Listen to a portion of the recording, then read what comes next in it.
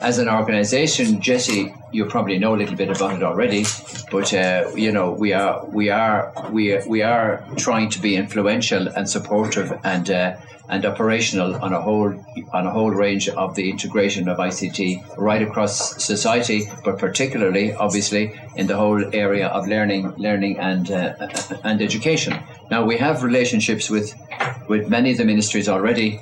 We believe that we have something to offer on this program for all those ministries, and not just ministries, but we have people from the Teaching Services Commission with us, and people from universities, and to maybe say that this whole area, this whole business about working towards knowledge societies is not an art form. I think everybody is moving forward. I think a lot of countries in Europe in particular and the West have made a hell of a lot of mistakes. Especially in relation to technology, especially in relation to the underpinning technologies about broadband and its use. And I come from Ireland. We are supposed to be a very advanced technology country, and yes, we are. But I can tell you, we made a lot of mistakes in dealing with telecommunications, in dealing with infrastructures, and we have a long way to go in the application of that technology in the key areas which you, of course, will deal with, namely education and learning, science, technology and innovation, critically important for the future. The greatest need are more of our young people taking science and technology subjects, taking mathematics. It's the single biggest issue right across the entire world. Technology is the ultimate, basic, foundational driving force of knowledge societies. So hopefully we have two serious modules in there, all about broadband infrastructure, all about fibre, how the world is all connected up to each other. We will never have enough fibre, even if you go to Hong Kong, South Korea, which is probably the two most wired countries in the world right now. They have probably about 100 megabits coming into every home. So you have an apartment block, and every single apartment in that block has probably 100 megabits of broadband. That's really fast speed. But when people demand films and whole programs instantaneously, suddenly 100 megabits is not that much anymore. So there will never be enough broadband, is probably what I'm saying.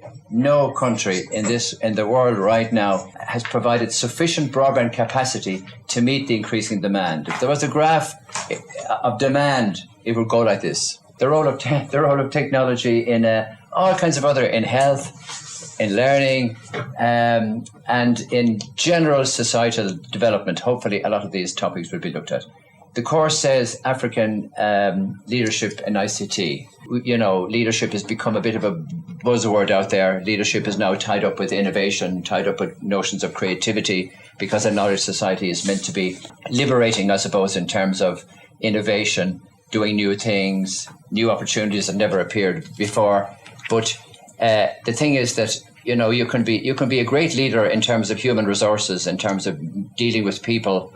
The hard bit about leadership going forward is this business of technology and the development of a knowledge society. And I would maintain that you really cannot be a leader with great foresight if you haven't got an overall grounding of what are the key drivers for any country to push itself forward towards becoming a knowledge society.